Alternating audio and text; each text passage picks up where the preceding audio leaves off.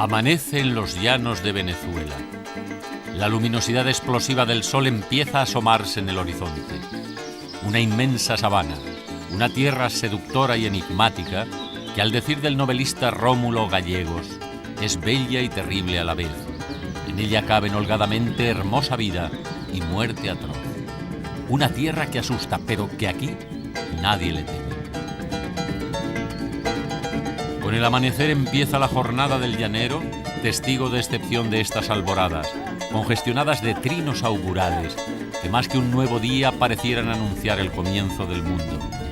En los llanos de Venezuela, al igual que en otras tierras pastoriles del continente americano, se formaron desde que el caballo llegara en las naves de la conquista poblaciones que podrían denominarse de centauros rurales, pues la simbiosis hombre-caballo es tan íntima y entrañable que no se concibe al uno sin el otro. Una simbiosis, por lo demás, que se repite en la pampa argentina con el gaucho, en Chile con el guaso, en México con el charro y en Estados Unidos con el cowboy. Para el llanero la jornada cotidiana se inicia, pues, con la preparación del caballo. Hay que asearlo y colocarle los arreos de montar. Una nueva y ardua jornada que será igual que la de ayer e igual, sin lugar a dudas, que la de mañana. Sí, una jornada de sol a sol, larga y agotadora. Sin embargo, nunca en el rostro del llanero aparecen las huellas del cansancio. Él ama su trabajo y sobre todo su tierra. Tiene una herencia andariega, nómada, impulsiva e igualitaria. Es rabiosamente apegado a su paisaje, a su orgía de aromas silvestres y sobre todo a la sensación de libertad que respira y que lo ha hecho muy celoso de su independencia individual. Y lo ha aficionado a un destino azaroso, colmado de eventualidades.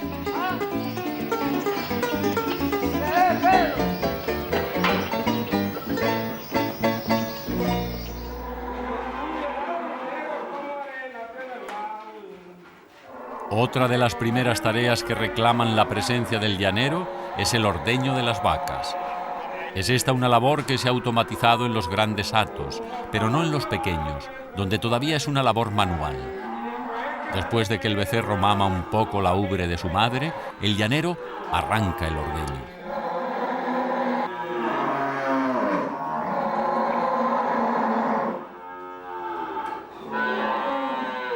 Con una promesa errante la mañana llega entera, con pinceladas de entrega y la copla por delante. Un gallo ensaya un desplante en un árbol del camino, y en el lenguaje divino se despereza el ordeño, tejiendo mantas de sueño, con hilos de viento y trino. Así describe el poeta Manuel Graterol el primer ritual de la mañana en su Canto Llanero. Una vez recogida la leche, ésta se deposita en la quesería, donde será procesada para producir los riquísimos quesos llaneros, entre los cuales los llamados queso de mano y queso guayanés son los que más se consumen en el país.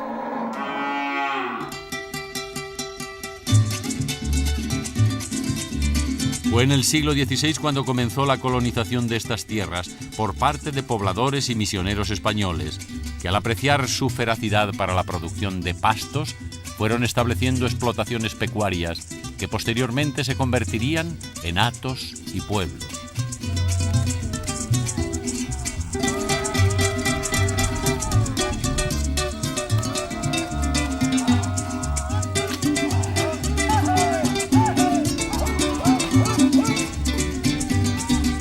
Vemos algunos de los estupendos ejemplares de reses Brahma que se distinguen por su abultada joroba. Las primeras reses aptas para estas regiones fueron traídas por los españoles de las dehesas de Andalucía y Extremadura, donde los animales estaban acostumbrados a los soles y calores del verano, así como a los fríos y las heladas del invierno. Del llanero depende el arreo y la recogida de los rebaños, una labor que cuenta con el auxilio de un grupo de bueyes llamados madrineros, ayudantes indispensables en este trabajo, pues una de sus principales funciones es la de escoltar el rebaño para evitar que se disperse.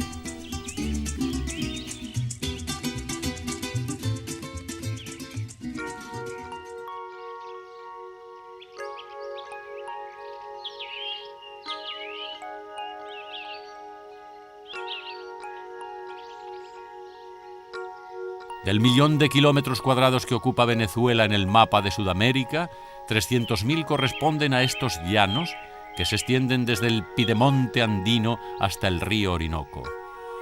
En esta tierra ubérrima, donde según el dicho llanero se escupe y crece saliva, no es extraño ver palmeras tropicales ni bambúes. Llanuras interminables, monótonas en su infinita dimensión y cambiantes como el tornasol en su clima y en su variada flora y fauna. Es una fortuna para los observadores de pájaros contemplar de cerca tanta variedad de aves que pueblan los llanos. Hay 144 de diferentes especies clasificadas en la zona, entre las que abundan el guacamayo, el gavilán cangrejero, el corocoro, el chanchán y el garzón soldado.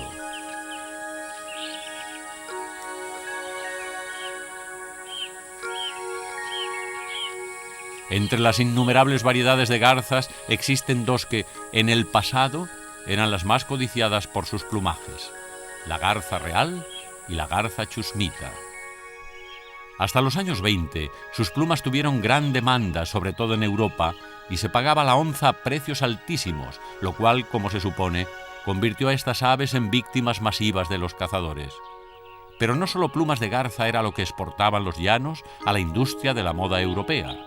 También la piel de cocodrilo era, y es, muy apetecida para fabricar bolsos y carteras.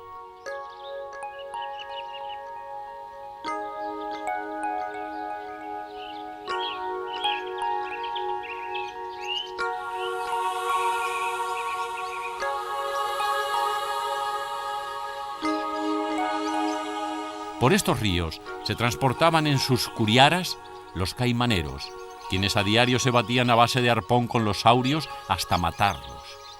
Miles y miles de estos animales fueron sacrificados para satisfacer el afán de lujo de allende los mares. Y como toda especie que se comercializa masivamente, el caimán disminuyó dramáticamente en los llanos, al extremo de ser considerado hoy como una especie en peligro de extinción. Actualmente en el llano es delito comerciar con plumas de garza o con piel de cocodrilo. Hoy todas las especies de esta región, con muy pocas excepciones, son especies protegidas.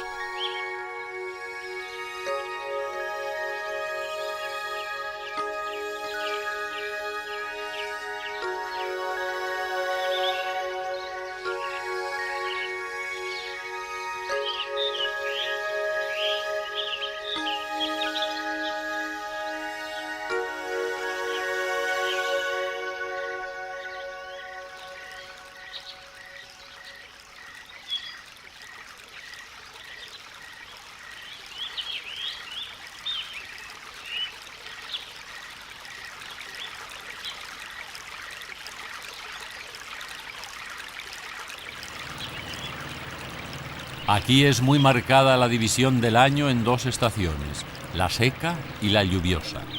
Las lluvias torrenciales comienzan en mayo y se mantienen durante 6 meses.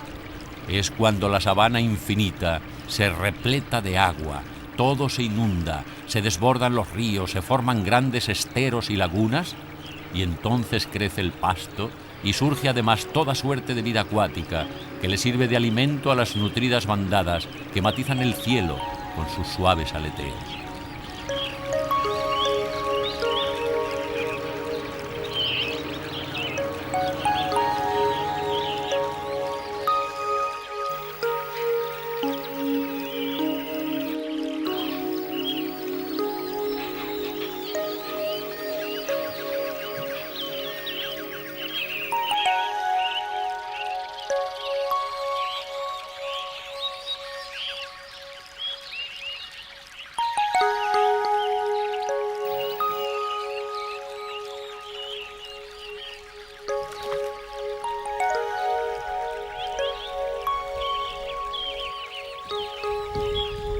La fauna llanera es inagotable. Jaguares, pumas, tapires, venados, zorros, conejos, gatos salvajes, chigüires, unos capibaras parecidos al cerdo, tortugas, diferentes tipos de serpientes, incluyendo la anaconda, ese gigantesco y peligroso reptil que de un bocado puede comerse a un ser humano después de triturarlo. Además, una numerosa variedad de monos.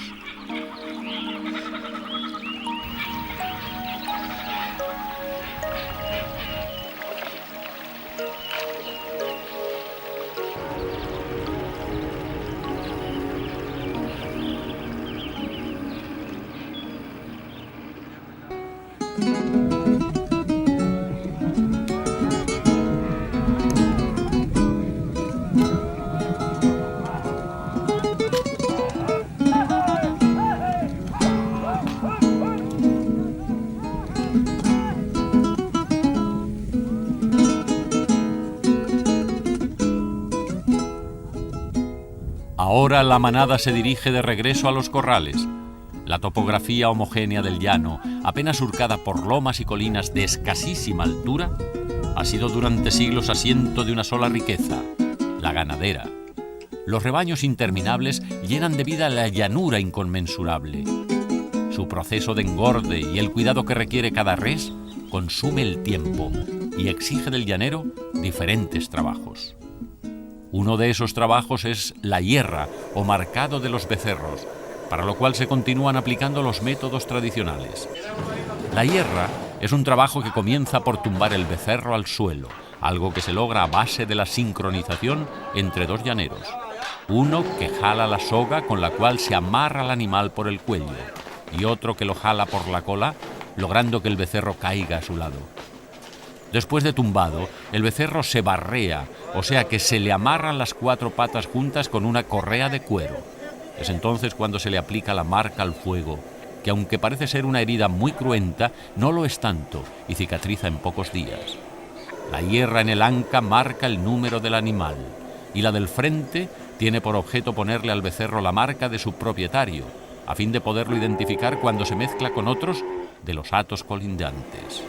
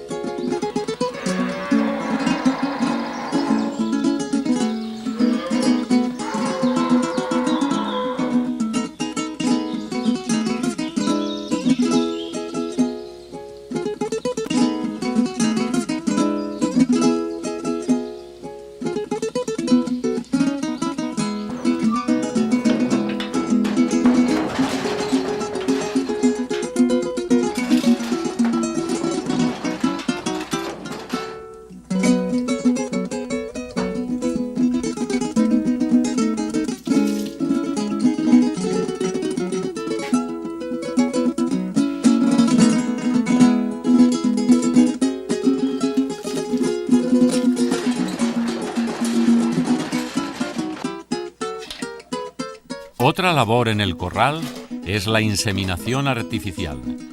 En el caso de este hato se conserva el semen congelado, el cual no es solo para beneficio propio, sino que es vendido a otros hatos e incluso se exporta. Veamos cómo se desarrolla el proceso de la inseminación.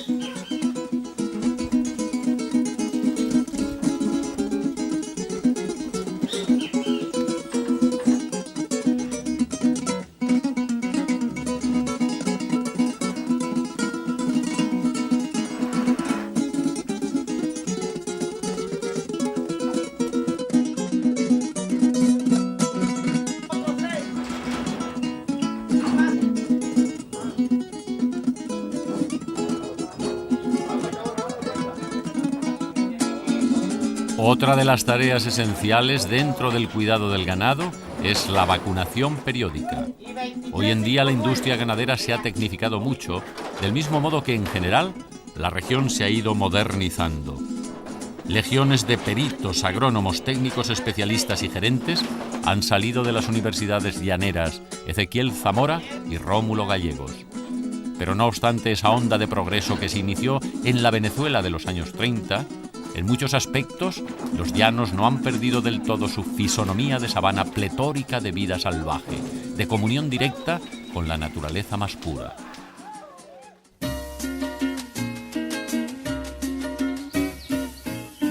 El Hato Piñero, que ahora visitamos, es una especie de santuario de la primitiva existencia llanera, anterior a la riqueza petrolera del país.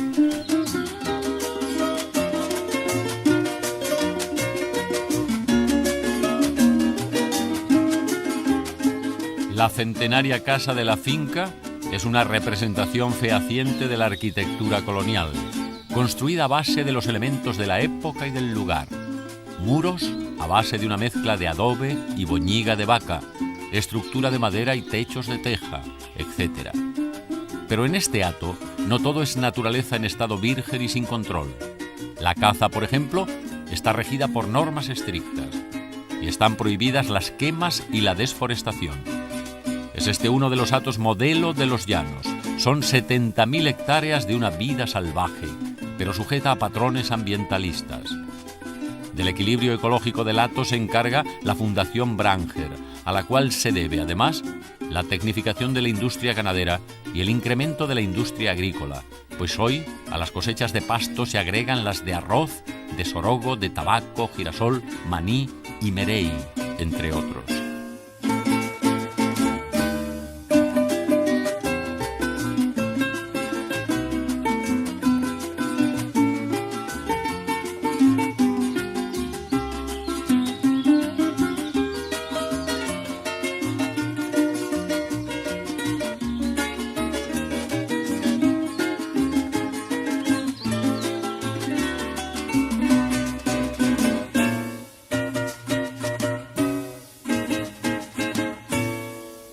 La figura del llanero fue el emblema de la Venezuela del siglo XIX. Los llaneros, muchos de ellos descendientes directos de los primitivos indios arawak y caribes que poblaron estas tierras, nutrieron las filas de los ejércitos bolivarianos de la Guerra de Independencia. Y su gran jefe, José Antonio Páez, a quien los venezolanos aún llaman el Catire Páez, indómito general de los llanos, logró el prodigio de encauzar la furia, la intrepidez y el espíritu levantisco del llanero hacia el torrente de la causa patriótica. Daniel Florencio O'Leary describió así al gran capitán llanero: arrojado, activo, valiente, fecundo en ardides, pronto en concebir, resuelto a ejecutar y rápido los movimientos. Era tanto más temible cuanto menor la fuerza que mandaba. Fue su gran capacidad de estratega la que explica en parte por qué la pequeña Venezuela de 1820 pudo derrotar a los ejércitos de la España imperial. Páez fue el caudillo absoluto del país desde 1824 a 1846 y el fundador del primer partido nacional llamado oligarca o conservador. En 1826 se rebeló contra las autoridades de la Gran Colombia, fundada por Bolívar e integrada por Colombia, Venezuela y Ecuador, lo que dio al traste con el ideal unionista del Libertador. Tras la separación, Páez fue nombrado en varias ocasiones presidente de la República. Finalmente, derrotado en el campo de batalla de una guerra civil en 1848, volvió al poder en 1861, a los 71 años, para establecer una dictadura que, paradójicamente, fue pródiga en códigos y leyes. Finalmente, se exiló en Nueva York, donde murió en 1873.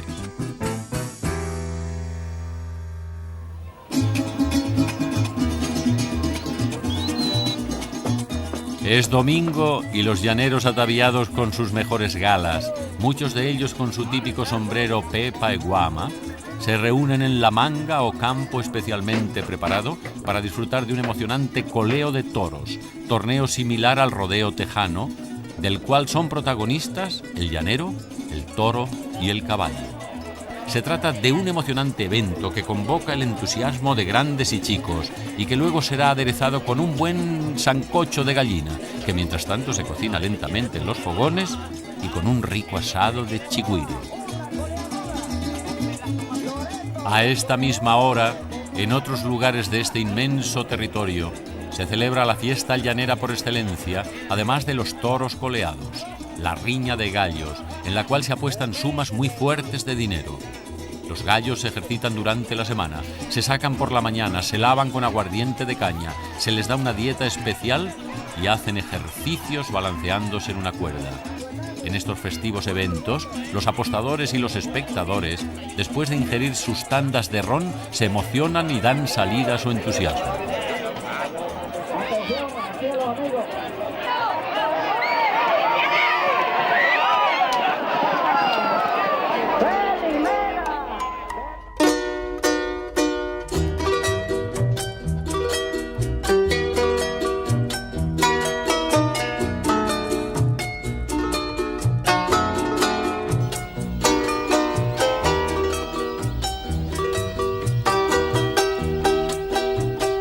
La fiesta se prolonga hasta el final del día. El sol sucumbe en el horizonte. Los animales de tierra retozan en las lagunas, los ríos, los esteros y los charcos, mientras que bandadas de pájaros cruzan el cielo.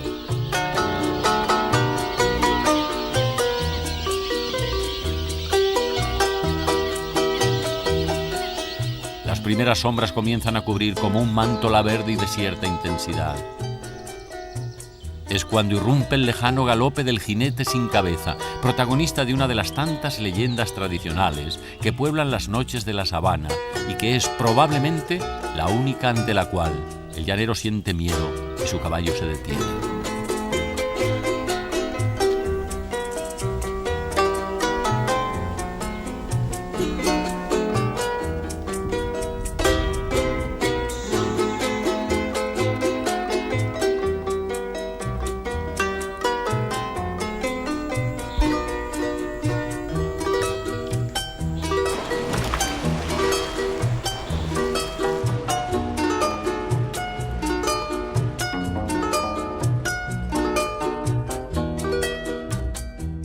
Otro gran poeta venezolano, Francisco Lazo Martí, inspirándose en esta sabana que nunca se acaba, escribió este hermoso soneto, con el cual nos despedimos del exuberante paisaje del llano. Como en aquellos días de venturoso tiempo ya lejano, en pos de mis pasadas alegrías, vuelvo a tender la vista sobre el llano. Caído en la remota lontananza, sin su santo de gloria, el moribundo sol parece un cirio que alumbra honda cámara mortuoria.